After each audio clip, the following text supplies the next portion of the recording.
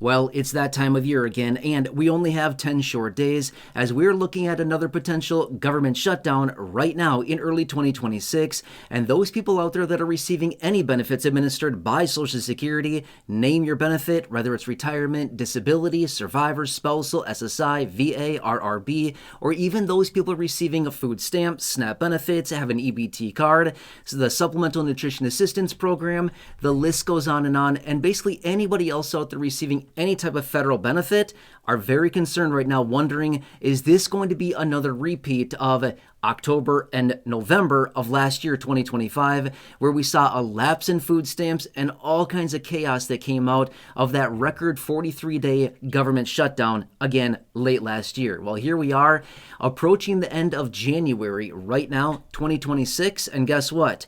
All they did back in the middle of November was push the goalpost out until the end of January. So we're literally looking at a potential government shutdown here again in just 10 short days. I want to bring it all to your attention here in this video, talk about what you need to know, and I also do have this article right here. I'm going to pop this up in just a second so you can see and read for yourself exactly what happened. They do have a bill, $1.2 trillion that they have, but will lawmakers actually pass it? And are they going to get it done in time? Or are we going to see another government shutdown in February and possibly drag on into March, along with all the other chaos that is going on right now, right? Do we really want this right now? I mean, here's the deal. I said for a while at the end of 2025, I said, get ready. 2026 is going to be nuts. It's going to be chaotic. It's going to be busy.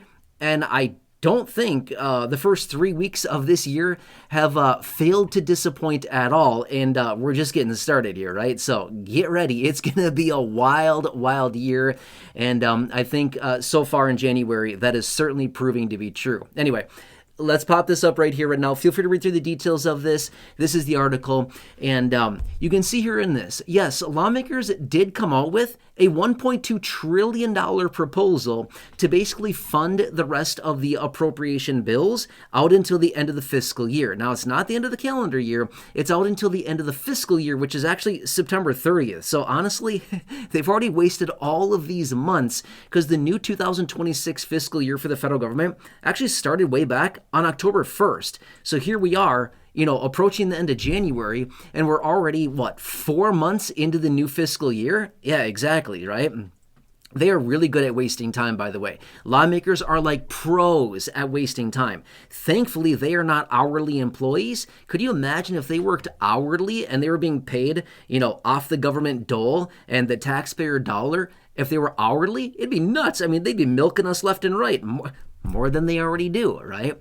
All right, anyway, so here's the deal. With this $1.2 trillion package, it doesn't mean that they're going to pass it, but the details are this has to be passed by the end of the day, Friday, January 30th, okay? Friday, January 30th. If they do not pass it by midnight, we go into a government shutdown again as of basically midnight on January 31st, okay? So basically, as we roll over the first minute of January 31st, which is a Saturday, if they do not have this passed and signed by the president, we go into another government shutdown, okay? However, do we need to be worried about it this time? I'm just going to say this much. I don't want to tell you what to think, what to believe, or how to feel, okay? That's not my style here. And again, I made that very clear in my videos. I'm here to inform, I'm here to represent, I'm here to advocate, but I'm never here to tell you what to do or how to feel or what to think or what to believe. We're all adults here. You can do that yourself, okay? My point is, do we need to be worried about it? I'm just going to say this. There's honestly nothing to worry about this time, okay? The reason that I say that is this. Back in October and November, they had none of the appropriation bills done. There's about a dozen of them, okay?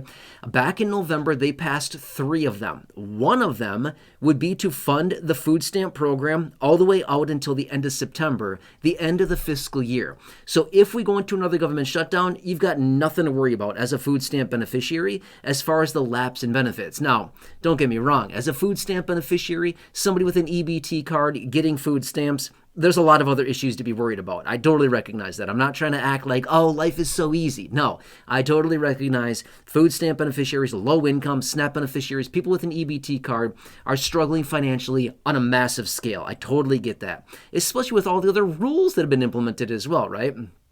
But my point is, you don't need to worry about your benefits lapsing. In other words, not getting paid for the month of February. You will all the way out until the end of the fiscal year. October is when we may potentially see more issues. Don't worry about that right now. And I don't think October is going to be an issue either, because of the midterm election coming up. They're not going to shut it down right in front of the midterm. There's not a chance they're going to shut it down a month out from the midterm.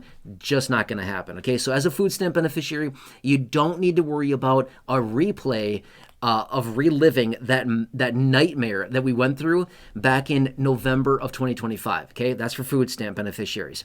Now, if you're somebody receiving Social Security, again, all the benefits I mentioned earlier, do you need to worry about any lapse in your benefits, a delay to your benefit? Again, I totally recognize with the financial situation that is playing out right now, people struggling left and right, people that are really, really having a hard time, do you need to worry about the lapse in your benefits or a delay to the delivery of your benefit? Answer is no, nada, okay? You do not need to worry whatsoever about this. This is one of the really nice things, okay? Don't get me wrong. Social Security is great. It's also, it's got some problems. I'm just going to say that much. I think we all recognize that benefits aren't high enough, it's failing the beneficiaries. Again, you heard me go off and on that in other videos, in other rants. But my point is, great program, helps out a ton of people. But one of the really nice things about Social Security and all the benefits administered by Social Security, it falls into the mandatory spending category, just like defense, okay? There's not many mandatory spending categories out there, but defense and Social Security, Medicare, Medicaid fall into the mandatory spending. What that means is that even in the event of a government shutdown, even in the event of a default on our debt in this country, if they don't raise the debt ceiling, that's not an issue right now, but it has been over the last several years. Even in the event of one of these situations playing out, they're responsible. They have to. It is their fiduciary responsibility. Well, I mean, here's the deal. They have so many responsibilities, and they drop the ball on a lot of them. But they must continue to pay out these benefits. They must continue to pay for Medicare. They must continue to pay for Medicaid. And they must continue to defend our country, even in the event of a government shutdown. Okay, so if they shut the government down here in, say, 10 days or so, I would say the risk to anything as far as a delay to your benefit, the lapse in benefits, anything like that, you're good. You have nothing to worry about when it comes down to that, okay? Could you possibly have a delay in getting your junk mail for a couple days? Maybe, right? Drop a comment down below, by the way. How often do you get your mail? How often? I'm just curious, right? I shouldn't say I. My wife and I, Corey and I, many of you know her, we get our mail once every 10, 15 days or something. Like once every 2 weeks we get our mail, right? As in we pick it up out of the mailbox. Why? There's no point. It's just all junk, right? And bills. And honestly, I'm not in any hurry to pay a bunch of bills. I don't really care. You know what I mean? Obviously I'll pay them, but I'm in no hurry to pay those bills. So I'm just kind of curious. Drop a comment down below. How often do you pick up your mail? Or are you just forget about it. If I get it once a week or once every 2 weeks, I'm fine. That's kind of our stance on that, because we're just doesn't really matter. There's nothing in it, right? Anyway, just kind of curious. Just thought a little interesting talking point there. All right, anyway, so that's happening here. The end of the month, I'll certainly keep you posted on this, but they have this $1.2 trillion bill. Let's see if they can do it, okay? Let's see if they can pass this. Lawmakers only have next week to go. They're out of there for a little while right now with all this other chaos that's going on. But let's see if they can pass it next week. And not only do they have to pass it, but the president also needs to sign it. I wouldn't be shocked, just going to say this, wouldn't be shocked if we go into a government shutdown for a few hours or something until the president signs it, okay? It's not uncommon to do that. Lawmakers pass it, they wait until 2 a.m. or 12:30 a.m., something like that, 30 minutes after the deadline, and something like that, the president signs it, or he signs it at 11 p.m. or something like that, within minutes of the government shutdown. Either way, just want to give you this reassurance. I know there's a lot of people out there that are very, very nervous and worried about this right now. Don't worry about it, okay? We're good. Everything should be totally fine. If we go into a government shutdown, honestly, it doesn't really matter this time. Last time, yeah, it absolutely mattered back in October, November, made a huge, huge deal. This time shouldn't really matter all that much, okay? So anyway, just want to give you this reassurance. I know this is one of those issues that causes a lot of people to get very worried and scared and nervous about their monthly benefit. you're good this time, okay? Anyway, let me know what else I can do for you. Drop your comments, your questions, your feedback down below. Please subscribe if you have not done so. Big subscribe button down below. Please share the video. Otherwise, as always, if you happen to be one of the 70-ish million people on Medicare, or if you need to enroll in Medicare with your initial enrollment, if you have a special enrollment period opening up because you moved across county lines or state lines, if you have any questions on Medicare, if you need help finding the right Medicare coverages for you and your personal needs, again, as always, just give Chapter a call there. They've already helped thousands and thousands of you over the last year or so, collectively save over $2 million. About 10,000 of you in this community have called that number. Hundreds and hundreds of you have called that number just so far this year. A lot of people saving a boatload of money.